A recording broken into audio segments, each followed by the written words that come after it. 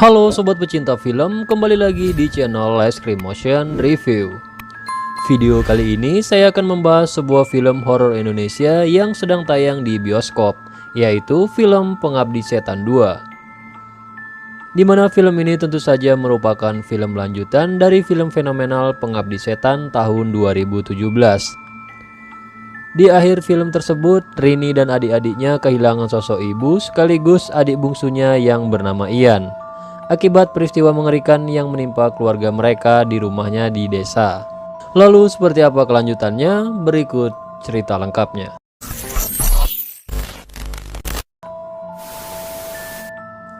Di awal film kita dibawa ke daerah Lembang, tepatnya tahun 1955, di mana sosok Budiman Sailendra sedang ditunjukkan oleh seorang perwira polisi mengenai sebuah kejadian aneh, di mana ada puluhan mayat yang masuk ke dalam sebuah bangunan yang seolah-olah bersujud ke arah dinding. Di dinding tersebut tergantung sebuah lukisan yang mirip dengan wajah ibunya Rini di film Pengabdi Setan yang pertama.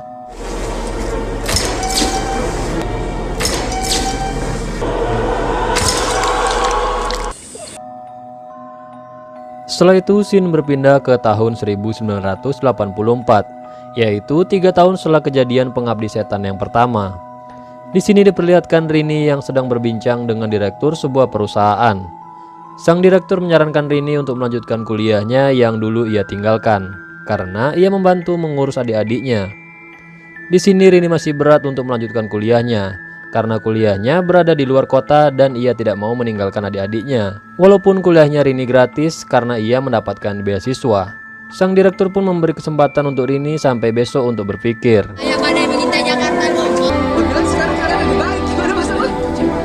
Kemudian scene berpindah lagi ke tempat kediaman Rini dan keluarganya, di mana mereka tinggal di sebuah rumah susun di pinggir pantai di kawasan Jakarta Utara. Mereka beranggapan bahwa tinggal di sebuah rumah susun jauh lebih aman, karena jika terjadi sesuatu mereka bisa minta tolong ke tetangga mereka. Malam harinya terlihat Rini yang sedang makan malam bersama ayah dan kedua adiknya, yaitu Tony dan Bondi. Di sini Rini menyampaikan kalau dia akan keluar kota untuk melanjutkan kuliahnya. Mendengar hal tersebut, adik-adiknya pun langsung merasa sedih. Tetapi sang ayah meyakinkan kalau mereka akan baik-baik saja. Dan sang ayah pun mengizinkan Rini untuk pergi besok pagi. Sebenarnya Rini khawatir karena cuaca di rumah susun yang mereka tempati ini diperkirakan akan tertimpa badai besok pagi, dan berpotensi akan tertimpa banjir, dikarenakan rusun mereka ini dibangun di dataran rendah dan dikelilingi laut yang berpotensi air akan naik saat badai datang.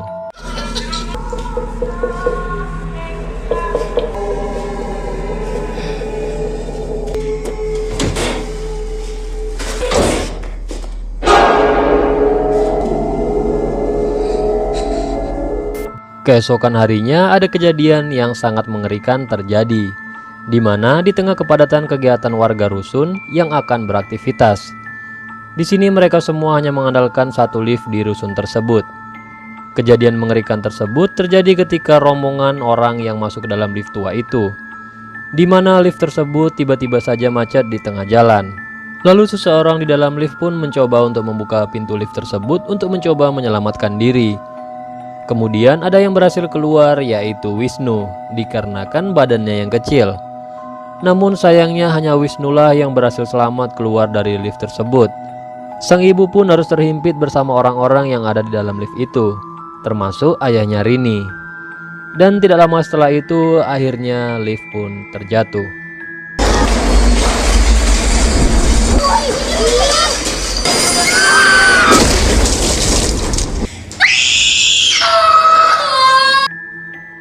Semua warga yang ada di dalamnya akhirnya tewas, kecuali ayahnya Rini yang selamat.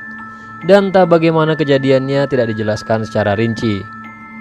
Di mana di antara para korban tersebut ada 3 anak kecil perempuan yang sedang bermain di sekitar lift tersebut yang terjatuh dan menindas mereka bertiga.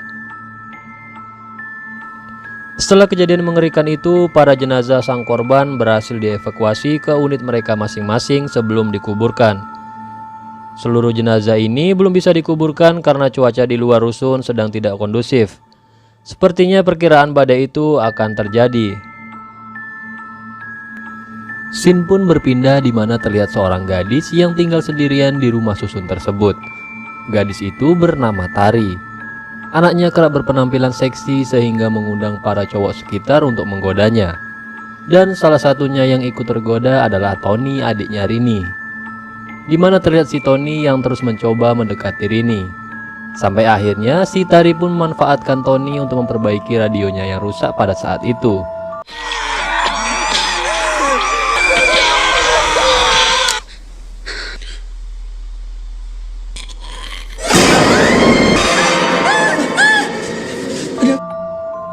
Di malam harinya ketika Tony selesai mengembalikan radio yang sudah dia perbaiki, tanpa sengaja dia berpapasan dengan seorang Pak Ustadz.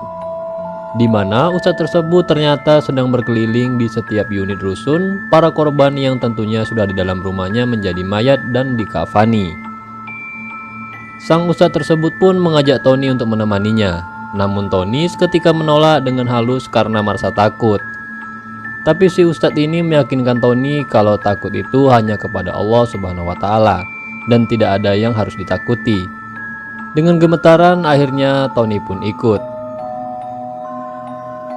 Satu persatu rusun para korban dimasuki untuk diperiksa apakah ada jendela yang terbuka atau ada unit yang bocor. Sampailah pada unit yang pertama. Di situ langsung terlihat mayat yang sedang terbaring. Dengan gemetaran, Tony mencoba menutup jendela yang terbuka. Setelah itu, dia terkejut karena melihat Pak Ustadz yang tiba-tiba saja menghilang. Ustadz? Namun tidak lama kemudian, Pak Ustadz tersebut pun muncul kembali dari depan pintu. Sebelum pergi ke unit korban yang lainnya, tiba-tiba saja si Ustadz ini izin turun ke bawah karena sedang tidak enak badan dan akan mengecek korban lainnya di lantai bawah. Pak Ustadz pun menyuruh Tony sendirian untuk melanjutkan mengecek unit korban lainnya, yaitu di lantai 13. Dan tentu saja Tony pun menolak karena takut. Tapi sang Ustadz ini pun akhirnya berhasil meyakinkan Tony untuk tidak takut lagi. Setelah Tony sampai di lantai 13, ia melihat sepasang kakek nenek yang sudah dikafani. Lalu Tony pun mencoba untuk menutup jendela di unit tersebut dan saat akan keluar, dia melihat plafon unit tersebut yang bocor dan air yang menetes tersebut mengenai salah satu mayat itu. Dengan penuh rasa takut, dia pun berinisiatif untuk memindahkan mayat tersebut agar tidak basah karena bocor. Dan tiba-tiba saja mayat tersebut malah melotot ke arah Tony. Tony yang melihat hal itu pun langsung kabur ketakutan dari unit itu. Saat keluar, dia terkejut karena berpapasan dengan Dino yang merupakan salah satu warga penghuni rusun itu juga. Dino ini termasuk saingan Tony dalam merebut hatinya Tari. Nah, alih-alih menolong Tony, dia malah meminta tolong ke Tony untuk membantunya mengambil sebuah garpu yang jatuh ke unit 11. Awalnya Tony pun menolak karena ia berpikir buat apa dia nolongin Dino, toh itu hanya sebuah garpu. Namun dengan memelas, Dino pun tetap meminta tolong untuk diambilkan garpunya itu. Karena garpu tersebut merupakan suatu barang yang sangat berharga bagi ibunya, bahkan lebih berharga dari Dino. Akhirnya Tony pun mau menolong Dino dan langsung menuju ke unit 11. Setelah sampai, ternyata jalan masuknya melalui sebuah lubang tembok yang sebelumnya dilubangi oleh Dino. Ternyata si Dino ini mau mencuri ke rumah sebelah, dan garpu itulah yang ia pakai untuk mencongkel. Singkat cerita, si Tony ini akhirnya berhasil masuk ke lubang tembok tersebut, dan si garpu itu pun berhasil diambil. Di dalam unit tersebut, Tony melihat sebuah album foto yang ada foto-foto almarhum ibunya. Dia yang kaget pun sontak langsung memasukkan album foto tersebut ke dalam sakunya dan kembali pulang.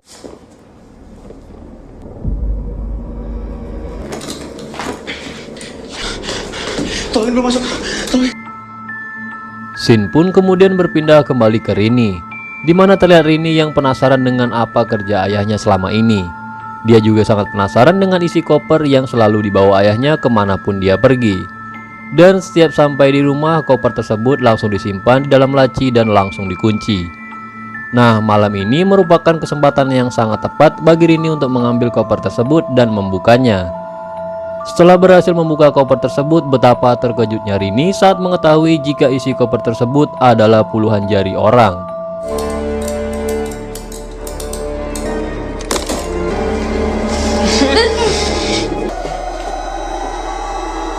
Ini beneran atau bohongan sih?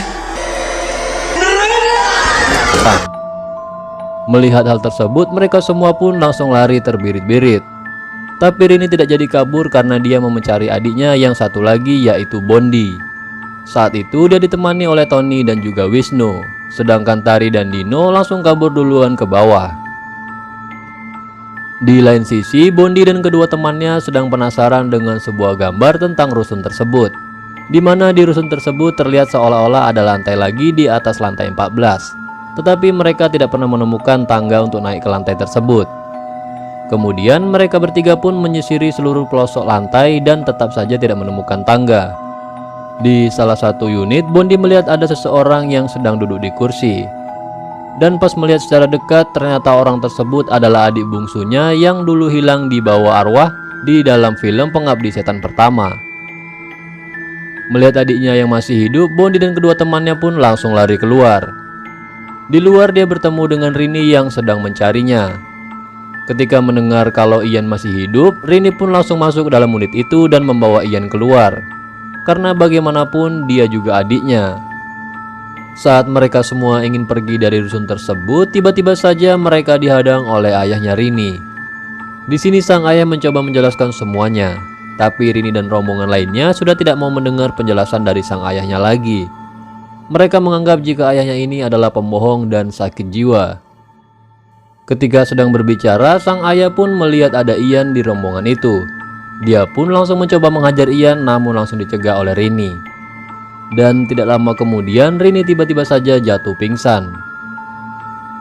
Sebelum sadar sepenuhnya, Rini merasa dia berada di sebuah ruangan dan dikelilingi oleh orang-orang dan mayat-mayat, di mana mayat-mayat tersebut sedang memuja ke sosok makhluk sesat. Dia juga melihat ayahnya yang sedang disiksa, dan penyiksaan itu pun dikomando oleh Ian, sang putra bungsu. Rini pun terus mencoba untuk melawan, tapi apalah daya dia tidak bisa berbuat apa-apa karena belum sepenuhnya sadar.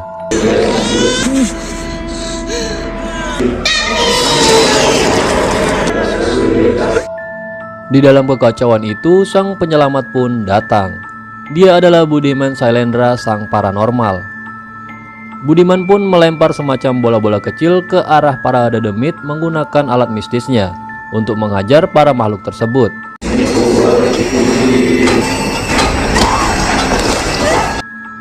Hingga akhirnya dia berhasil menyelamatkan Rini dan sadar. Setelah itu mereka semua pun langsung kabur keluar dari rumah susun tersebut menggunakan perahu karet yang dibawa oleh Budiman. Di dalam perahu karet tersebut, si Budiman sang paranormal pun menjelaskan kalau ayahnya itu dulu memiliki perjanjian sesat dengan setan. Dia lalu memutuskan perjanjian itu untuk melindungi anaknya, dan dia pun rela menebus kesalahannya itu dengan membantai ribuan orang. Dan film pun selesai. Nah, itu dia alur cerita dari film Pengabdi Setan 2. Jika kalian penasaran dengan film aslinya, silahkan tonton aja di bioskop. Oke, mungkin segini aja untuk video kali ini. Terima kasih buat kalian yang sudah nonton video ini sampai akhir. Jangan lupa tinggalkan like, komen, dan juga subrek. See you the next video.